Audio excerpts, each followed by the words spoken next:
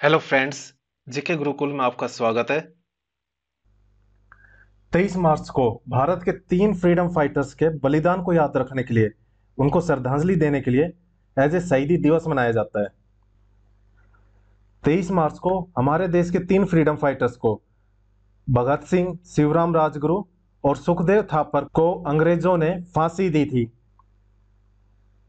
इस शहीद दिवस को 30 जनवरी के शहीद दिवस से कंफ्यूज नहीं करना है।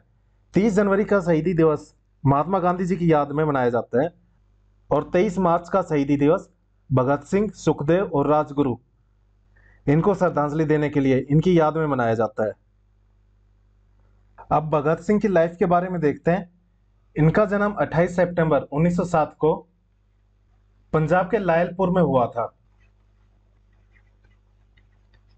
फिलहाल ये एरिया पाकिस्तान में है। 1921 में 1921 में महात्मा गांधी जी ने नॉन कोऑपरेशन मूवमेंट स्टार्ट की थी। महात्मा गांधी जी ने 1921 में असहयोग आंदोलन स्टार्ट किया था, बट 4 फरवरी 1922 को चोरा चोरी कांड हुआ था। इस दिन पुलिस और प्रोटेस्टर्स के बीच में क्लैश हुआ था, जिसमें 22 पुलिसमैन और 3 सिविलियंस की जान गई थी। ये चोरा चोरी नामक जगह पर हुआ था 4 फरवरी 1922 को। नॉन कोऑपरेशन मूवमेंट एक अहिंसक आंदोलन था। महात्मा गांधी जी हिंसा के खिलाफ थे और जब चोरा चोरी की घटना हुई तो उन्होंने असहयोग आंदोलन को सस्पेंड करने के बारे में सोच लिया था और 12 फरवरी 1922 को नॉन कोऑपरेशन मूवमेंट असहयोग आंदोलन को सस्पेंड कर दिया था महात्मा गांधी जी ने। लाला लाजपत राय जी स्टार्टिंग में तो असहयोग आंदोलन के साथ नहीं थे, बट बाद में वो असहयोग आंदोलन के साथ जुड़ गए थे। जब गांधी जी ने आंदोलन को सस्पेंड किया तो वे इस सस्पेंशन के खिलाफ थे। उनका मानना था कि जब आंदोलन पूरे देश में फैल गया है, इतना बड़ा हो गया है, उस टाइम पे सस्पेंड करना आंदोलन को सही नहीं है।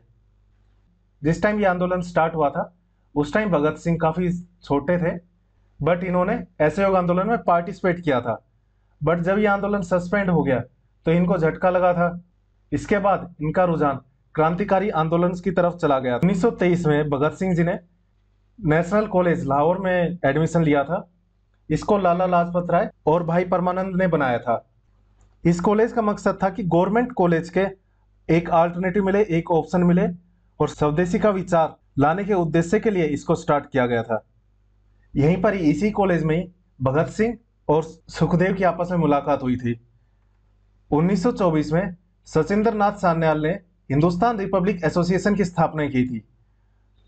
कॉलेज में रहते हुए भगत सिंह ने हिंदुस्तान रिपब्लिक एसोसिएशन को ज्वाइन किया था और यहीं पर ही इनकी मुलाकात, भगत सिंह की मुलाकात चंद्रशेखर आजाद से हुई थी।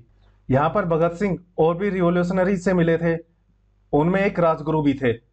हिंदुस्तान रिपब्लिक एसोसिएशन यानी एचआरए में काफी क्रांतिकारी लोग शामिल थे।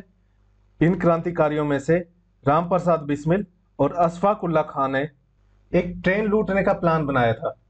इस ट्रेन रॉबरी के प्लान को राम प्रसाद बिस्मिल, अशफाक उल्लाह खां, चंद्रशेखर आजाद और भी एचए के जो मेंबर्स थे, रिवॉल्यूशनरीज थे, उन्होंने मिलकर एग्जीक्यूट किया था। और 9 अगस्त 1925 को नंबर 8 डाउन ट्रेन, ये ट्रेन का नाम है, जिस ट्रेन को लूटा था, ये ट्रेन सहारनपुर से लखनऊ की तरफ जा रही थी।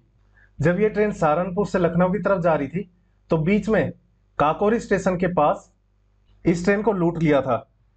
Simon, go back! Simon, go back! Simon, go back! Simon, वापस जाओ! Simon, go back! Simon, go back! The old man, he's the leader. Get him. Lalaji! Lalaji!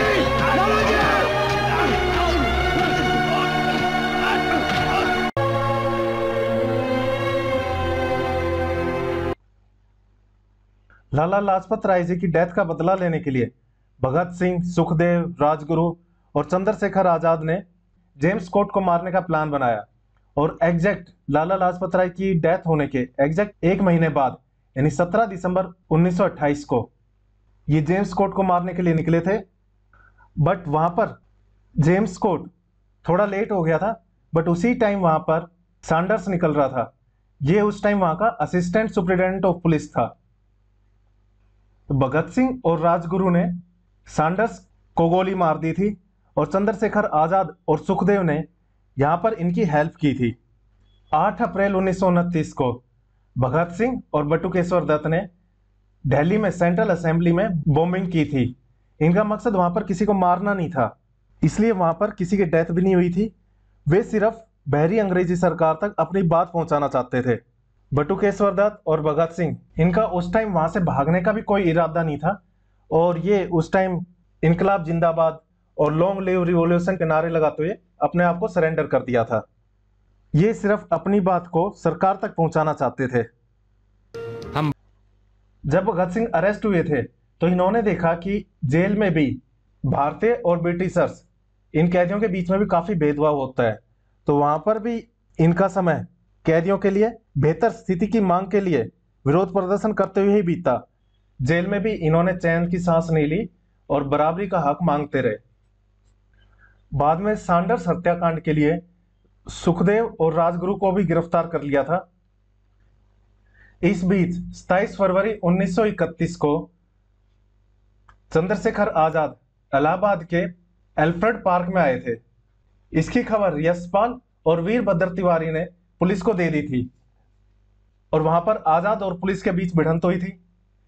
Police ने आजाद को चारों तरफ से घेर लिया था, बट आजाद अपनी आखिरी सांस तक लड़ते रहे। इन्होंने कसम खाई थी कि ये कभी भी जिंदा नहीं पकड़े जाएंगे।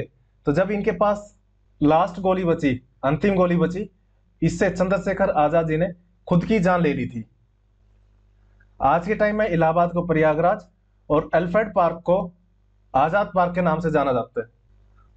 भगत सिंह, सुखदेव और राजगुरु, इनको सजा तो सुनाई थी कि 24 मार्च को फांसी दी जाएगी, बट इनको 23 मार्च 1931 को ही फांसी दे दी, क्योंकि अंग्रेजों को डर था कि 24 मार्च को ज्यादा लोग इकट्ठा होंगे और ये आंदोलन का रूप ले सकता है। और 23 मार्च को भगत सिंह, सुखदेव, राजगुरु, इनको श्रद्धांजलि देने के रूप में ही हम शहीद दिवस के रूप में मनाते हैं।